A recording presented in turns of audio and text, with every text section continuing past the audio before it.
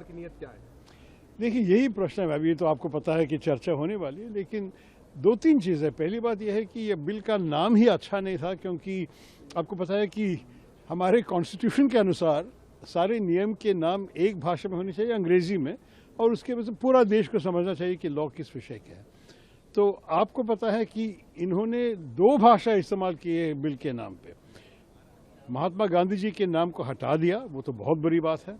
और दूसरी बात यह है कि दो भाषा इस्तेमाल करके गारंटी शब्द भी है और रोजगार भी है और आजीविका भी है और बीच में एंड भी है। इसका मतलब क्या होता है कि वो लोग जी राम जी का शब्द निकालने के लिए ये सब किया है। मेरे ख्याल में ये सीरियस बात नहीं है। और आप भी सोचिए, महात्मा गांधी जी राम राज्य के बारे में बोलते थे और उनका जो संकल्प था ग्राम स्वराज का, ग्राम स्वराज और राम राज्य उनके मन में एक ही चीज़ है। मतलब राम राज्य जब तब आएगी जब हमारे देश में ग्राम स्वराज भी हो। तो जब इस किस्म का एक लॉ हो रहा है, हमारे नियम ले आ रहे हैं, तो इसको महात्मा गांधी का नाम हटाना भी ठीक नहीं था। और हटाने के बाद ये दो भाषा करके ये कॉन्स्टिट्यूशन के विरुद्ध है, स्ट्रिक्टली स्पीकिंग।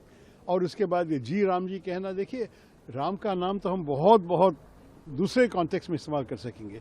आप महात्मा गांधी का नाम हटाने के लिए, इसलिए मैंने कहा कि राम का नाम बदनाम मत करो, यही ये लोग कर दिया है। मेरे ख्याल में उसके दूसरी भी चीज़ें हैं, क्योंकि आपको पता है कि ये जो बेरोजगारी सेंट्रल गवर्नमेंट के तरफ से सारे पैसे जाते थे, अब वो कहते हैं कि 40% प्रदेश को देना पड़ेगा। और बहुत प्रदेशों के पास इतना पैसे नहीं है। केरल में जितना खर्च हो रहा है 40% है 2500 करोड़। सरकार तो ब्रोक है, उनके पास है ही नहीं पैसे। तो उसका मतलब होगा कि बेरोजगारी बढ़ जाएगी।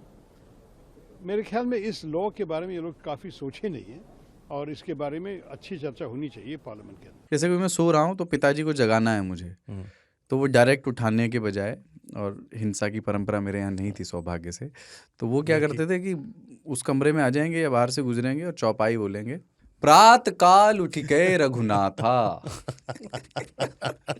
मात पिता गुरु नावई माता। कभी कभी मैं गुस्से में उठ करके अरे पापा चरण स्पर्श किया और सो गया। मैंने कहा अब मत उठाना।